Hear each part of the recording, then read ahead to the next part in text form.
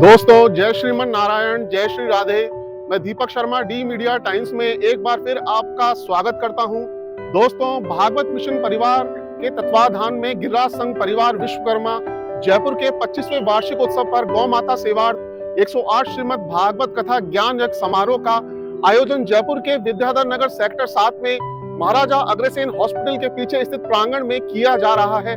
दोस्तों, हम आपको बता दें कि 3 जनवरी से 9 जनवरी तक चलने वाली श्रीमद् भागवत कथा ज्ञान यज्ञ समारोह में दोपहर 2 बजे से शाम 6 बजे तक परम श्रद्धेय आचार्य मृदुल कृष्ण गोस्वामी जी महाराज अपनी मधुर वाणी से श्रोताओं को भागवत कथा का रसपान कराएंगे। हम आपको बता दें कि भागवत कथा शुरू होने से पहले आयोजन स्थल के नजदीक शिव मंदिर से बैंड बाजों की धुन पर विशाल शोभा यात्रा निकाली जा रही है, जिसमें 108 महिलाएं सिर पर मांगलिक कलश व 108 यजमान सिर पर भागवत पोथी लिए चल रहे हैं। ये कलश यात्रा विद्याधर नगर क्षेत्र के अलग अलग मार्गों से निकलकर कथा स्थल के मुख्य पांडाल में पहुंची है।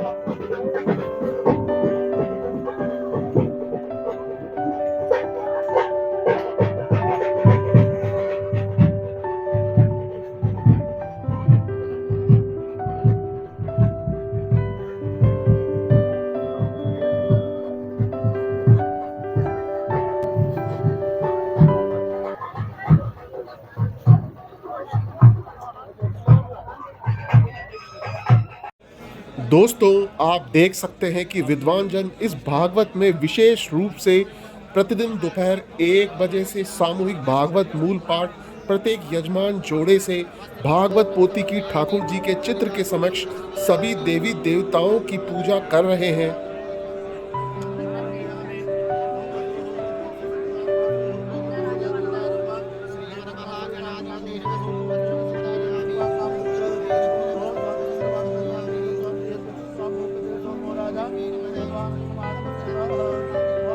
हम आपको बता दें कि इसके पश्चात भागवत कथा ज्ञान यज्ञ का शुभारंभ मेहंदीपुर बालाजी सिद्धपीठ धाम के पीठाधीश्वर डॉक्टर नरेश पुरी जी महाराज दीप प्रज्वलित कर करेंगे।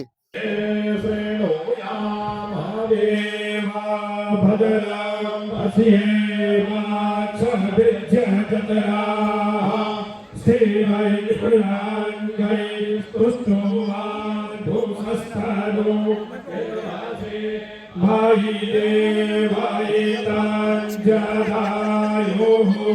सकवेन्नो सारदो कांति देवा धदराजसकरा धरसांतनूनाम्मा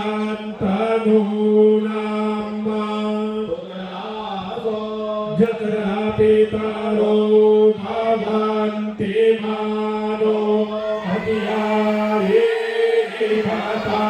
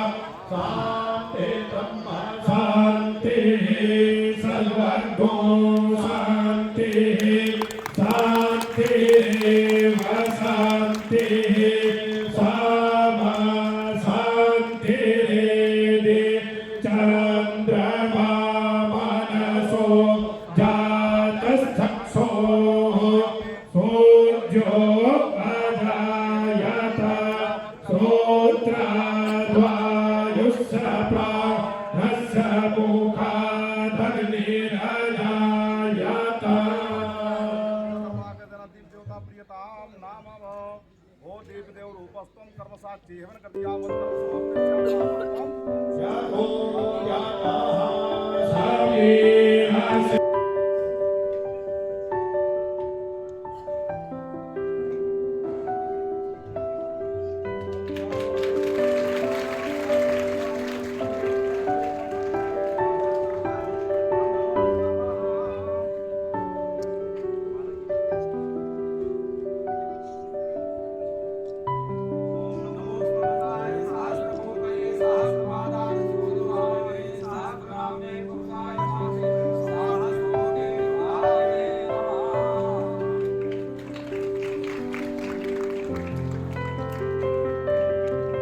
अपना स्थान ग्रहण करें। सभी से मेरा निवेदन, कुछ ही देर में भागवत भगवान जी की आरती भी आरंभ होगी, तो मेरा सभी से निवेदन रहेगा कि आप कृपया हाथ नीचे बढ़ाएं। बंधुजन, संत सोते हुए मनुष्य को जगा देते हैं और जगे हुए को पैरों पर खड़ा कर देते हैं। सूते को खड़ा करना बसंत का काम है और मुर्दे को खड़ा करना संतों का काम है। सावन आता है मेघों का मल्हार लिए, फागुन आता है फूलों का त्योहार लिए, और संत और महंत आते हैं खुशियों का उपहार लिए। हम सभी बहुत बहुत स्वागत, वंदन, अभिनंदन करते हैं।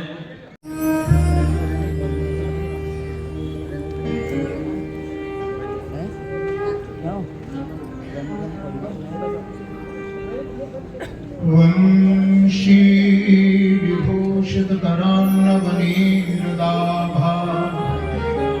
पीताम्बरा कर्णबिम्बफलाधरोष्ठा पूर्णेन्दु सुन्दर मुखादरविन्दनेत्रा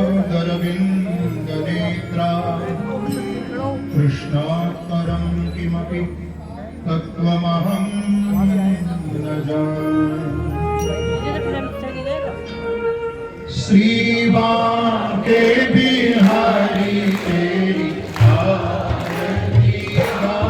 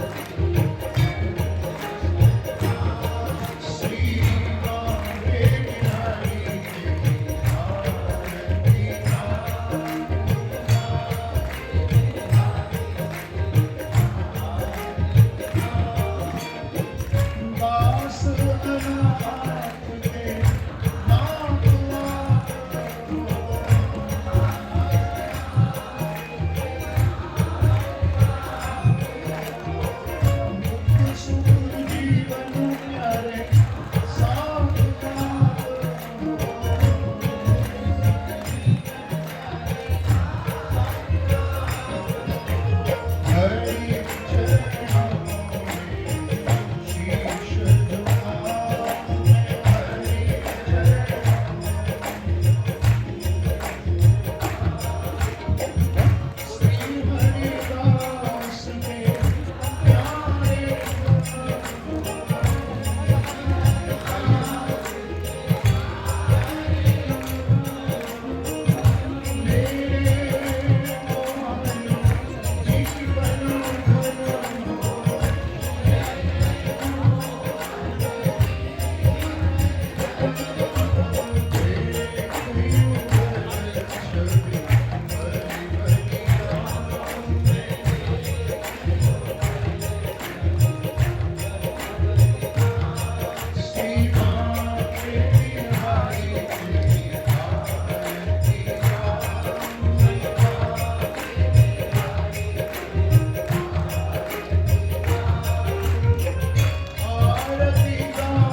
प्यारे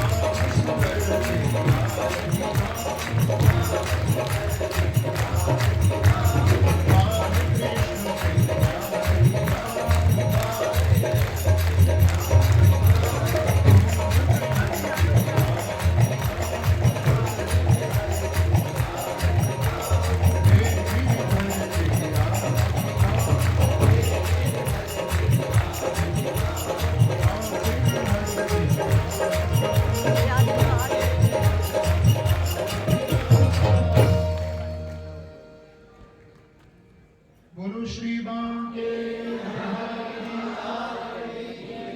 बाल कृष्ण लाल की श्रीमद् भागवत महापुराण की श्री गोविंद देव भगवान की श्री मैदपुर बालाजी महाराज की जय जय श्री राधे, जय जय श्री राधे, जय जय श्री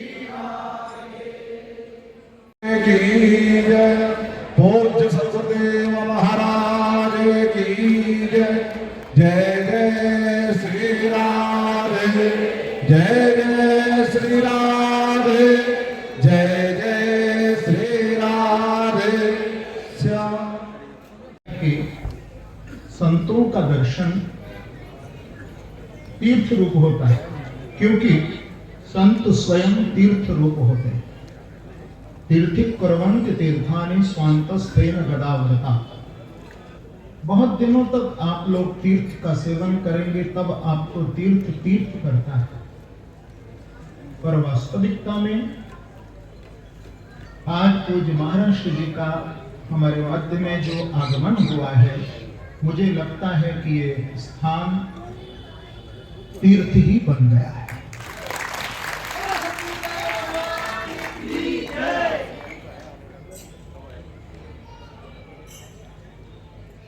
आपका जीवन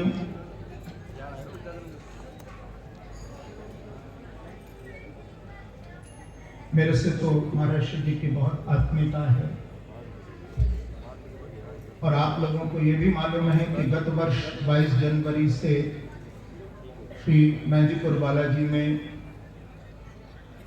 इस बात को मुझे कहने में कोई संकोच नहीं है कि भारतवर्ष के इतिहास में इतना बड़ा श्रीमद् भागवत का सप्ताह पहली बार मेहंदीपुर बालाजी में हुआ।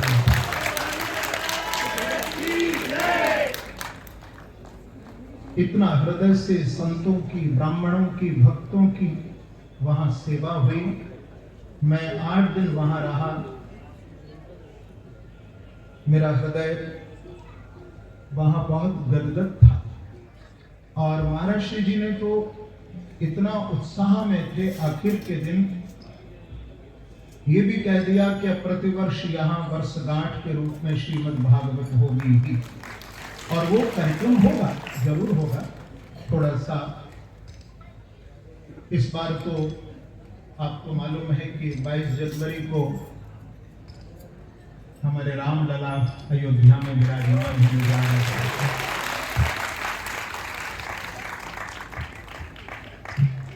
इससे बड़ा हम लोगों के लिए कौन सा गौरवशाली दिन हो सकता है। सोचिए, हम सब भारतवासियों के हृदय में कितना उमंग, कितना उत्साह, कितना आनंद बना हुआ है। मैं तो कहूंगा कि उस दिन 22 जनवरी के दिन व्यास नदी से आप सब भक्तों को ये आह्वान करता हूं कि उस दिन ही आप राम जन्मोत्सव भी मनाना, और उस दिन केवल दीपावली नहीं, दीपावली महोत्सव मनाना।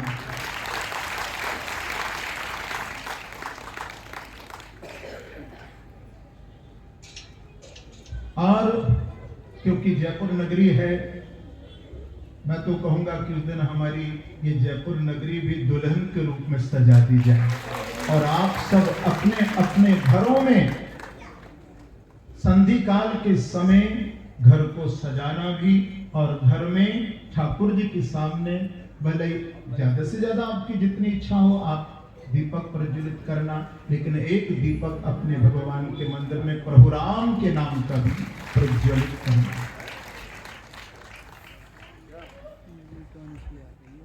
तो ये बात मैंने इसलिए भी कही कि महर्षि का जीवन, आप भगवान राम के मर्यादा से बहुत प्रभावित रहे। आपके जीवन में राम जैसी मर्यादा है।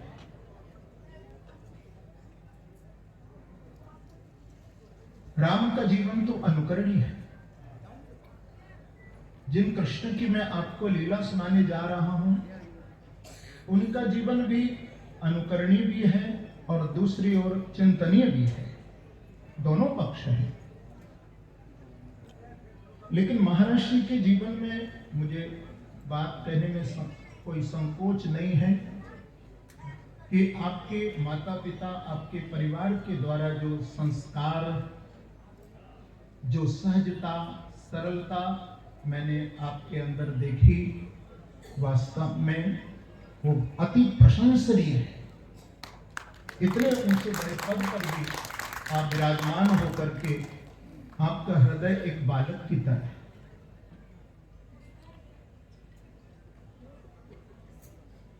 आपके हृदय में बाल्यकाल से ही भक्ति का बीज था,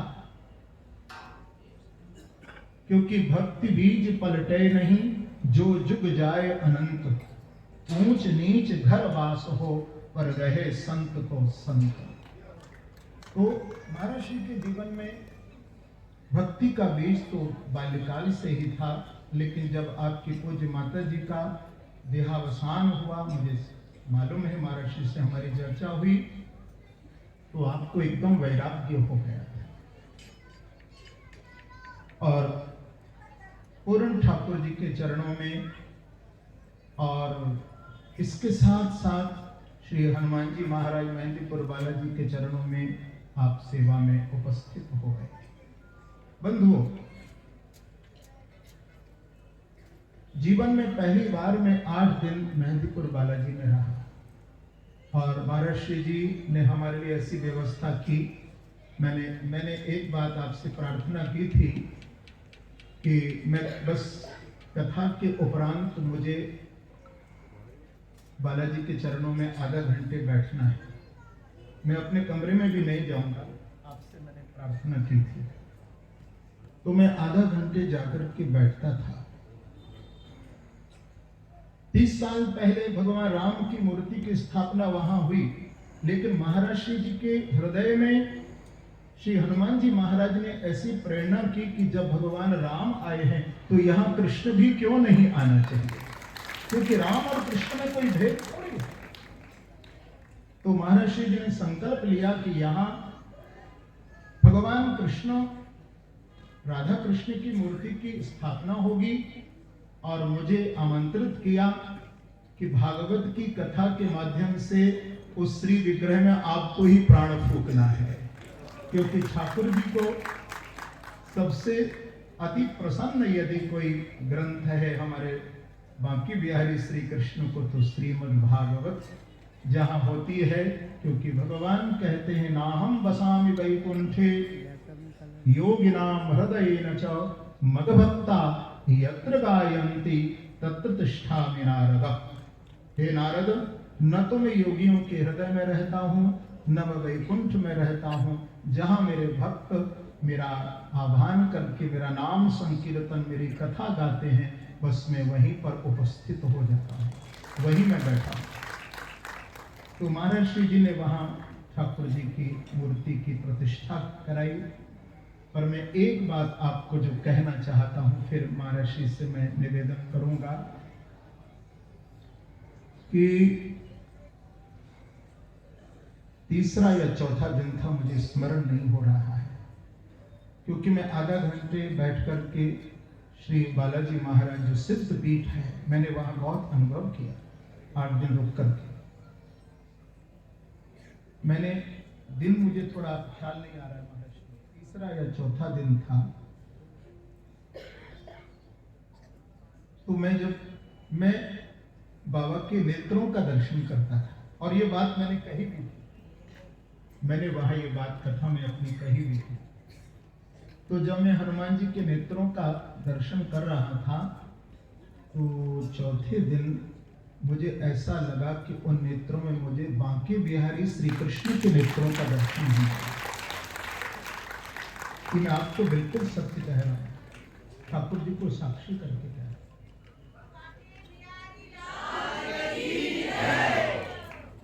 ऐसा लगा कि बिहारी जी के नेत्र मुझे दिखाई दे रहे, श्री हनुमान जी महाराज के नेत्रों में। तो वो सिद्ध पीठ है, इसमें कोई संदेह नहीं है। और मुझे लगता है कि पूज्य महाराज श्री जी आज हमारे मध्य में जो पधारे हैं, बाबा का की कृपा और अपना आशीर्वाद देने के लिए यहाँ आए हैं। मैं पूज्य महाराज श्री जी के चरणों में विनम्र निवेदन करूँगा कि आप अपने आशीर्वचन से मुझे और सबको आप कृतार्थ करें। आप 2 शब्दों में अपने भाव प्रकट करें। और हमारे बीच में ब्राह्मण महासभा के सुरेश चंद्र मिश्रा जी भी पधारे, मैं उनको भी व्यास गद्दी से उनके लिए कामना करता हूँ। एक बार जोरदार ताली बजाते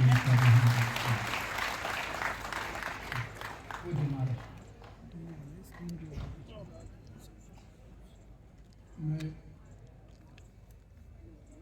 बड़ा भाग्यशाली हूँ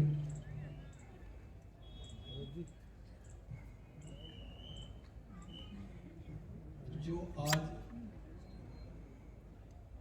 दोबारा महान आचार्य जो हैं व्यास गद्दी पे विराजमान हैं, भागवत में विश्व विख्यात हैं, उनसे दोबारा मेरी भेंट हुई है। इनका मेरे ऊपर बहुत स्नेह है, बहुत कृपा है। इसीलिए तो इतनी मेरी तारीफ कर दी जिसके योग में नहीं हूँ। मैं एक छोटा सा बालक हूँ हनुमान जी महाराज के सामने, और उनकी कृपा से ही सब कार्य होते हैं, और उनकी कृपा से आगे भी कार्य होते रहेंगे। मैं ये कहना चाहता हूँ कि आप सब लोग बड़े भाग्यशाली हैं जो ऐसे गुरुदेव के चरण में आके भागवत का अनुष्ठान कर रहे हैं, जिनका नाम मृदुल। मृदुल का मतलब सरल, आसान, सहज। ऐसे मुख से आप भागवत सुन रहे हैं, आप बड़े सौभाग्यशाली हैं। और मैंने सुना है कि गौ सेवा के लिए ये भागवत की जा रही है, तो मुझे बेहद खुशी हुई कि गौ माता की सेवा हो रही है, और आप सब लोगों का इसमें भरपूर सहयोग रहे और आनंद के साथ कथा को श्रवण करें। हमेशा हर कथा में सब व्यक्ति सुनने के लिए जाते हैं, बार बार जाते हैं। जाना भी चाहिए, सुनना भी चाहिए, करवानी भी चाहिए। इससे कई जन्मों के पाप नाश होते हैं।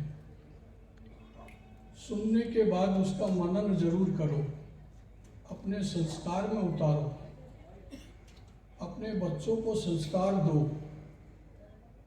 तब तो इस कथा का और भी ज़्यादा महत्व बढ़ जाता है। आज हमारे जो बच्चे हैं उनको हम एक श्लोक नहीं सिखाते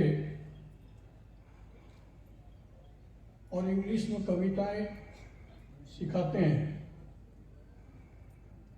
उनसे फिर उम्मीद करते हैं कि ये हमारा मान सम्मान करें, वो कैसे संभव होगा, क्योंकि हमारी संस्कृति में ये है ही नहीं। तो बच्चों को भी भागवत का, रामायण का, हनुमान चालीसा का या भगवान के विषय में थोड़ा बहुत बताना जरूरी है। मैं लंदन में गया था, वहाँ पार्लियामेंट में हमने हनुमान चालीसा का जब पाठ किया तो सारे लोग गदगद हो गए और बालाजी महाराज की जय जयकार होने लगी। अगर मैं आज यहाँ हनुमान चालीसा बोलूं तो क्या आप सब लोग बोलेंगे? आपकी इजाजत है? तो सब लोग जोर से बोले, जय श्री बालाजी महाराज की जय। श्री गुरु चरण सरोज रज, निज मन मुकुर सुधार, वरनौ रघुवर विमल यशु, जो दायक फल चार। बुद्धिहीन तनु जानिके, सुमिरो पवन कुमार। बल बुद्धि विद्या देहु मोहि, हरहु कलेश विकार। जय हनुमान ज्ञान गुण सागर, जय कपीस तिहु लोक उजागर। राम दूत अतुलित बल धाम, अंजनी पुत्र पवन सुत नाम। महावीर विक्रम बजरंगी, सुमति निवार सुमति के संग। कंचन वरन विराज सुबेसा, कानन कुंडल कुंचित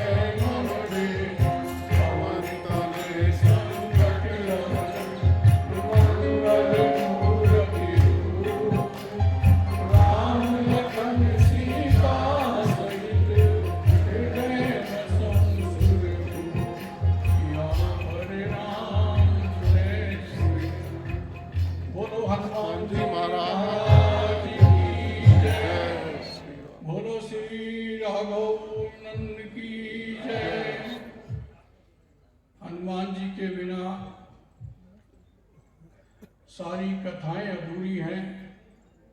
हर कथा में हनुमान जी विराजमान रहते हैं, इसलिए हनुमान जी का गुणगान जरूरी है। आप सब लोग धन्य हैं जो कथा का श्रवण कर रहे हैं और उसका आनंद लें। अभी व्यास गद्दी पे बैठे हुए आचार्य जी ने एक बात कही थी कि हमारे देश में आज सबसे बड़ा उत्सव 22 जनवरी को होगा, जब श्री राम की प्राण प्रतिष्ठा अयोध्या में होगी। ये बड़े गौरव की बात है। जो मेरे दिल में थी वह व्यास गद्दी के बैठे हुए आचार्य जी ने अपने मुखारबिंद से बोल दी कि 22 जनवरी को हमेशा दीपावली जैसा त्योहार मनाया जाए। यह मेरे मन में बहुत समय से विचार चल रहा था, जो आज इनके मुखारबिंद से घोषणा हो गई। और सबसे अच्छी बात है, जो दीपावली है वो तो लक्ष्मी पूजन सभी लोग करते हैं, लेकिन अब तो हम साक्षात देख रहे हैं कि श्री राम की प्रतिष्ठा हो रही है, और इससे बड़ी दीपावली और कौन सी होगी। सब लोग आनंद से उस दिन नाचें, हाँ नाचें गाएं और उत्सव मनाएं। भगवान राम आ रहे हैं, उनका स्वागत करें। जय श्री राम।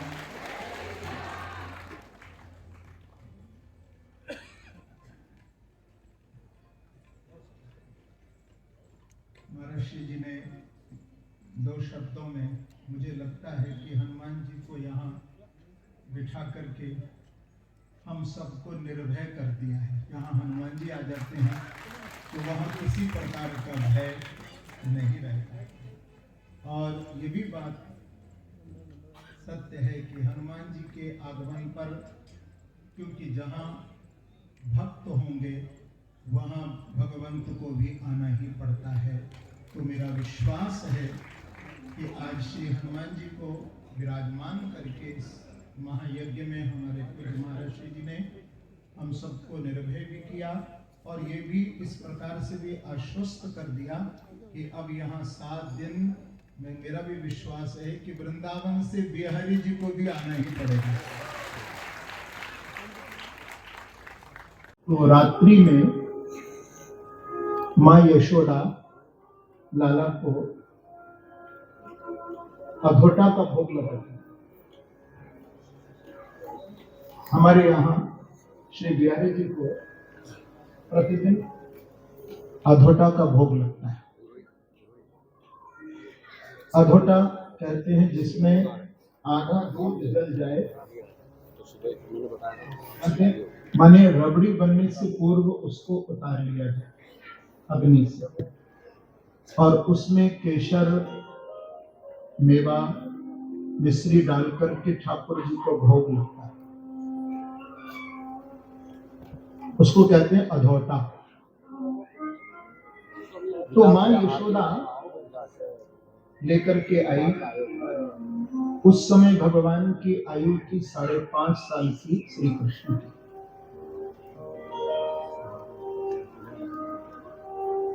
भगवान से माँ बोली कि लाला ले अधोटा पी लो। तो ठाकुर जी बोले मैया आज मैं अधोटा नहीं पीऊंगा। क्यों लाला, कहाँ है जो? तेरी तबीयत तो ठीक है ना? तू रोज रोज अधोटा पीतो हो, आज तो तू कहाँ है जो? तो ठाकुर जी अपनी माँ यशोदा से कहते हैं कि मैया अब मैं बड़ा है गया हूँ। क्या कहा? अब मैं बड़ा हो गया। अब मैं बड़ो है गया। तो माँ यशोदा बोली लाला तो फिर मैं कहा करूं? बोले मैया अब मोकू बछड़ा चरानो अच्छो नहीं लगे, अब मैं गैया चरा के जाऊंगा, गौ चारण के लिए जाऊंगा। तो माँ ने जब सुना तो मैया बोली कि देख लाला,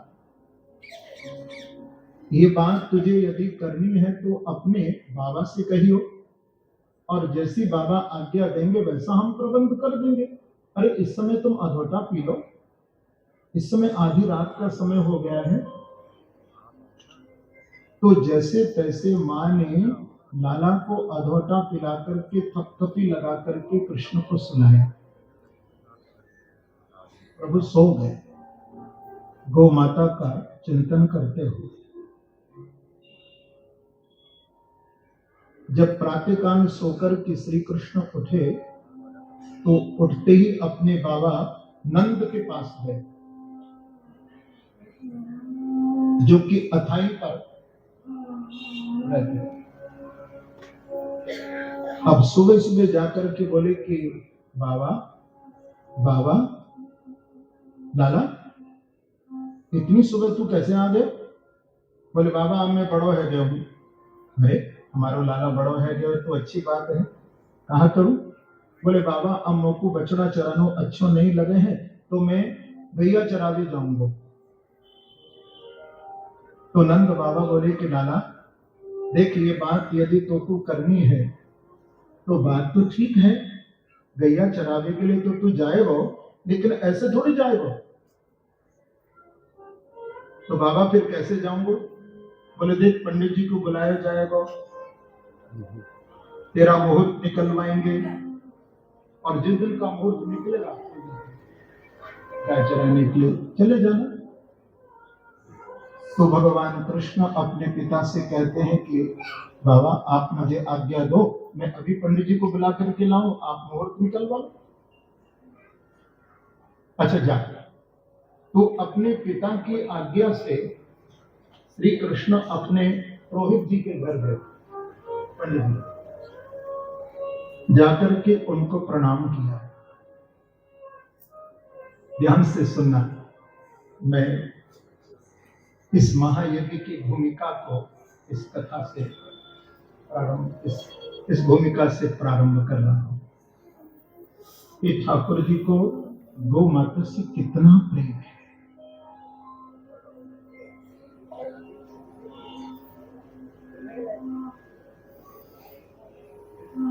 पंडित जी को जाकर के प्रणाम किया और बोले कि महाराज आज आपको मेरे गौ चरण का मुहूर्त बाबा के सामने निकालना है। इसके सामने निकालना है।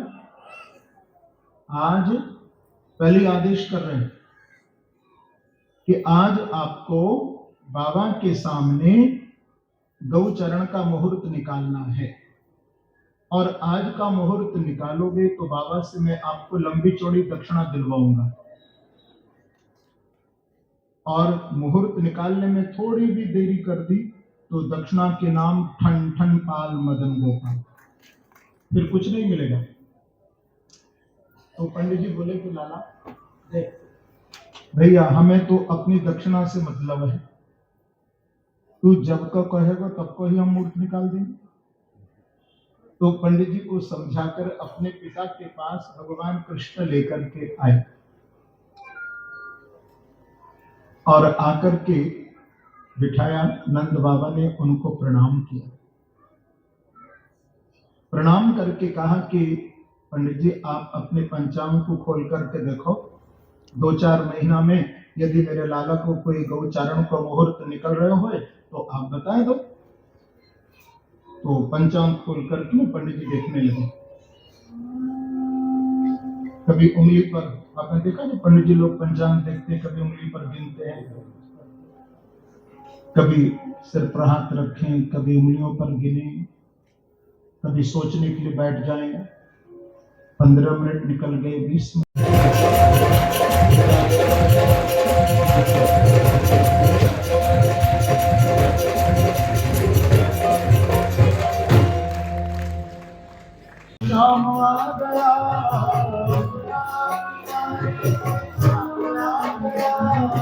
आंखों में मेरे सरूर छा गया,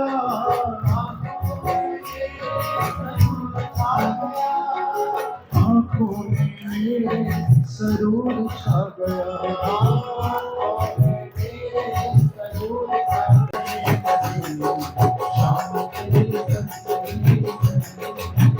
दोनों हाथ उठा लीजिए।